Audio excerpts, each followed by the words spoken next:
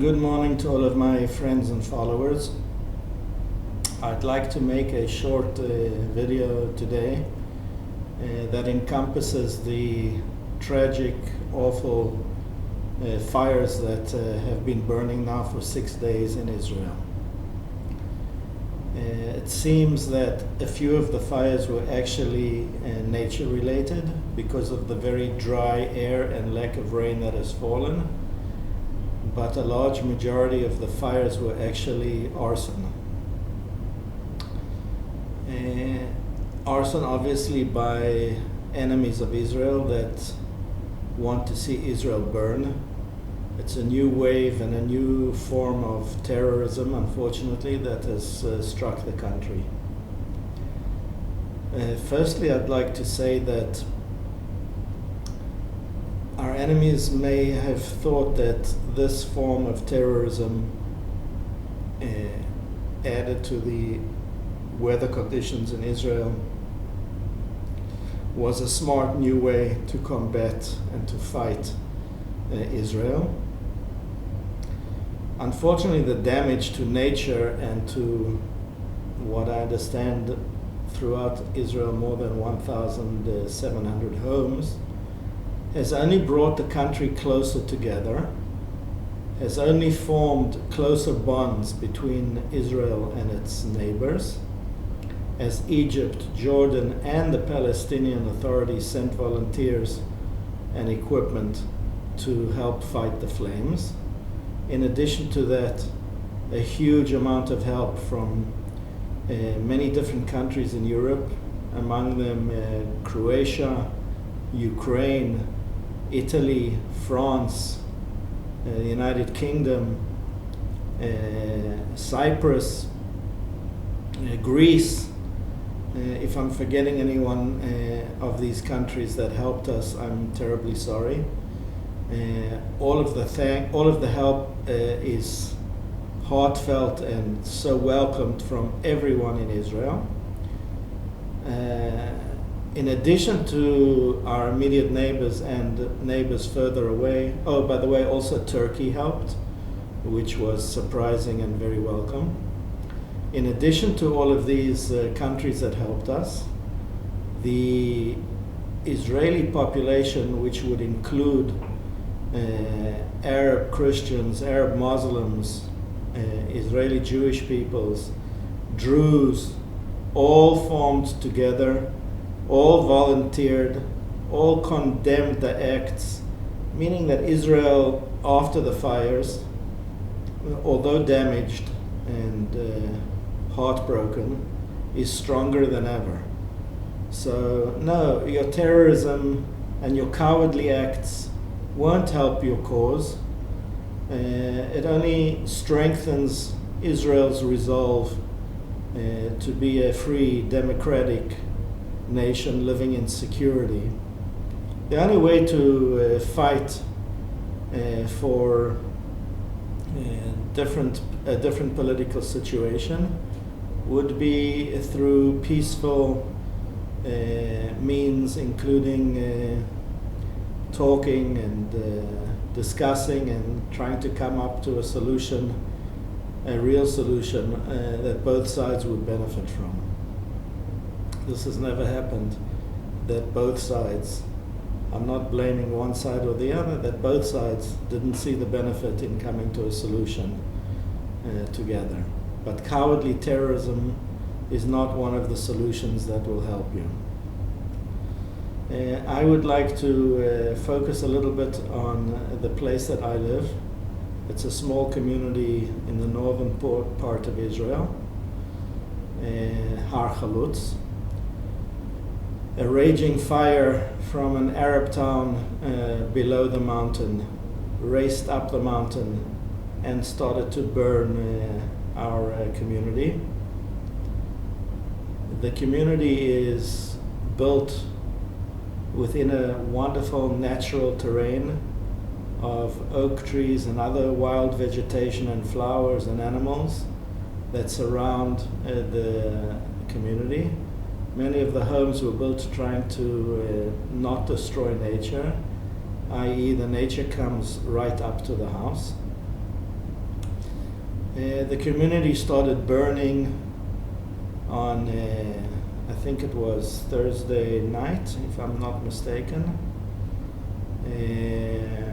Firefighters and local volunteers fought the flames throughout the night and throughout the day and throughout the next night and throughout the next day without any rest.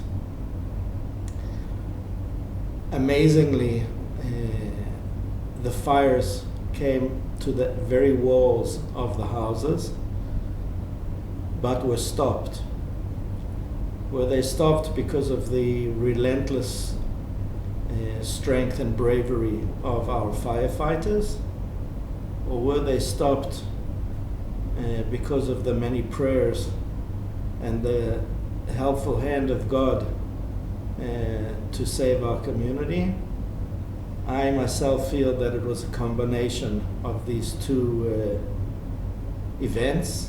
On one hand, strong-willed, able, relentless, tireless firefighters that were perhaps given their strength by God, and on the other hand, God Himself protecting our community and not letting the fire touch the homes.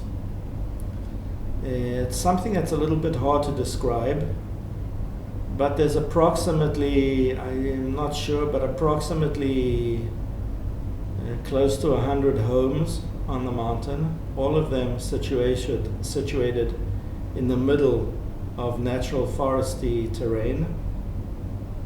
Many cases, like I said before, the forest actually touching the homes.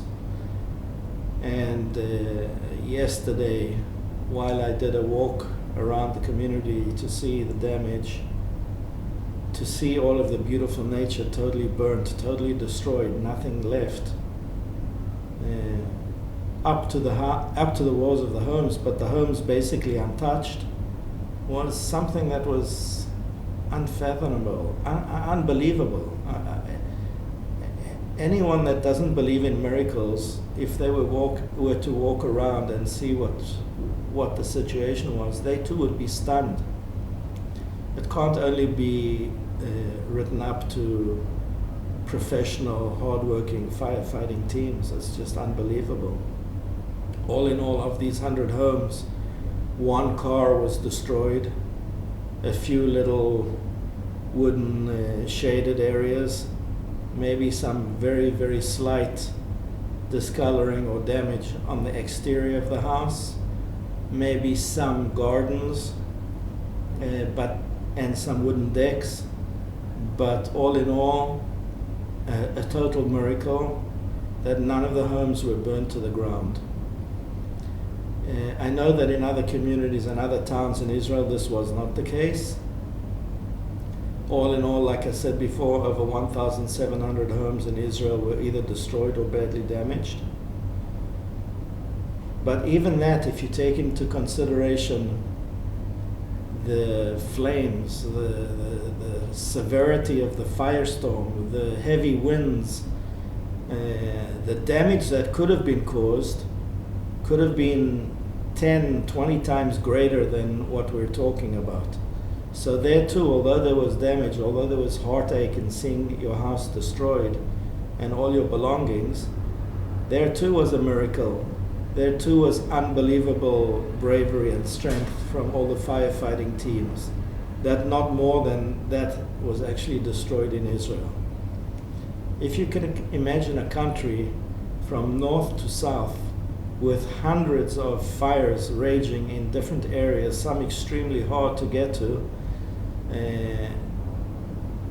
and only that amount of homes damaged. I'm not making light of the situation. Each home that was damaged is a family's trauma, but it's a miracle. It's a miracle. Some of these towns had, hundreds of thousands of residents and homes there in the midst of the fires. For people that have traveled through Israel, they know that foliage and trees and natural terrain is very, very important.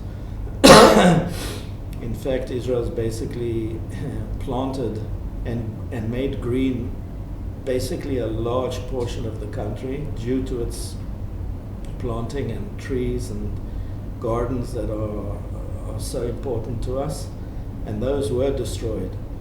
But people's lives, people's property, people's homes in general were protected miraculously.